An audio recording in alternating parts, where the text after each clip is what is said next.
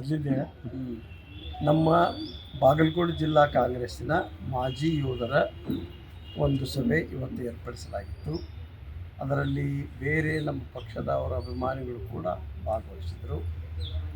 ಪ್ರಚಾರ ಸಮಿತಿ ಅಧ್ಯಕ್ಷ ನಾಗರಾಜ್ ಹದ್ರಿ, SC ಘಟಕದ ಅಧ್ಯಕ್ಷ ವಕೀಲ ಶ್ರೀ ರಾಜು ಮಣ್ಣಿಕೇರಿ, ಮಹಿಳಾ ಘಟಕದ ಕಾರ್ಯಕರ್ತರು ಅಧ್ಯಕ್ಷರು ಭಾಗವಹಿಸಿದಂಥ ಈ ಸಭೆಯಲ್ಲಿ ಮೊನ್ನೆ 9 ಕಡೆ ನಮ್ಮ ದೇಶದ ಸೈನಿಕರು ಹೊಡೆದುಳಿಸಿರ್ತಕ್ಕಂಥ ಉಗ್ರರ ತಾಣಗಳನ್ನು ಇವತ್ತು ಆ ರೀತಿಯಾದಂಥ ಒಂದು ಉಗ್ರರಿಗೆ ಹೊಡೆತ ಕೊಟ್ಟಿರ್ತಕ್ಕಂಥ ಕಾರಣಕ್ಕೆ ಕೃತಜ್ಞತೆ ಸಲ್ಲಿಸುವುದಕ್ಕಾಗಿ ಎಲ್ಲ ಯೋಧರು ಮಾಜಿ ಯೋಧರು ಸೇರಿದರು. ಅವ್ರಿಗೆ ಕೃತಜ್ಞತೆಯನ್ನು ಸಲ್ಲಿಸುವ ಜೊತೆಗೆ ನೈತಿಕವಾದಂತಹ ಬೆಂಬಲವನ್ನು ಕೊಡುವಂಥ ಒಂದು ತೀರ್ಮಾನ ಮಾಡಲಾಯಿತು.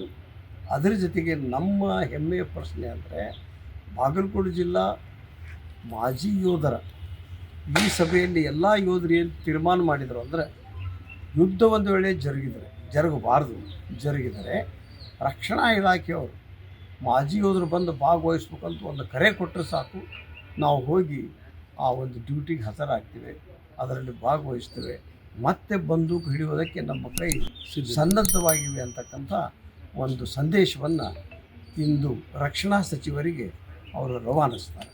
ಆ ರೆಸಲ್ಯೂಷನ್ ಕಾಪಿ ತಂದುಕೊಡ್ತಾರೆ.